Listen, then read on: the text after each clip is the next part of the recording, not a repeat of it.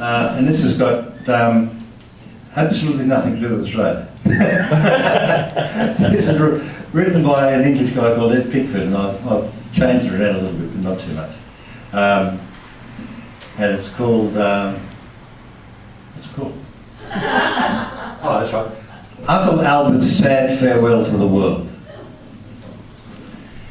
There's a stain on the floor of the bar room.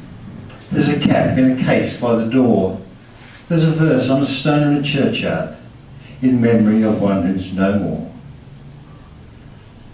If you turn second left at the High Street, past an old pub called the Swan, there's a monument to my Uncle Albert, somewhere for the birds to sit on. He wasn't a man prone to boasting, and he stood, only 5 feet, but those 5 feet he covered in glory, as you'll hear when his old comrades meet. It was the time of the first Yankee Moon men. They were racing a Catholic as well. I'd backed the 6-4 favourite, and he was, that is, till he fell.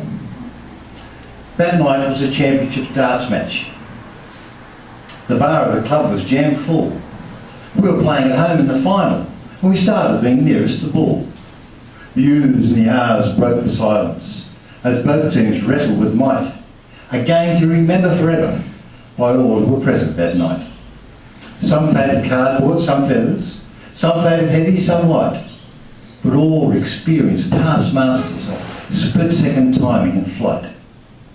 Then the nail that was holding the dartboard let go with a terrible creak, and there wasn't one there to replace it, at least not straight to hand, so to speak.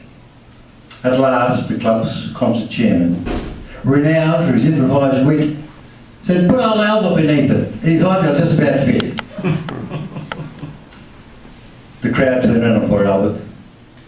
The secretary got right to the hub, saying if he doesn't, the match will be forfeit. Can't Albert for honour of club. Now Albert had no need for waiting. His blood rose to answer the call. He shoved his head under the dartboard, crying for coin, club, country and all. Alright. We're getting there. You're doing well. Not flinching, not moving, he stood there, except once when he went out the back, until the game flowed in our favour. The opposition was starting to crack. All that was needed for victory was 5 and double 16. The 5 came very easy. And silence fell on the scene. The players squared up with his arrows. It was Sydney, Albert's own son, who played very well the whole evening, till now when something went wrong. Now it could have been all the excitement, or some smoke that got into his eye, or it could have been his new wellies, because he slipped just as he let fly. Albert stood stricken with horror, watching the oncoming dart. Then his teeth gnashed with pain as it struck his gold chain and ricocheted up through his heart. Did he fall like a bird when it's wounded?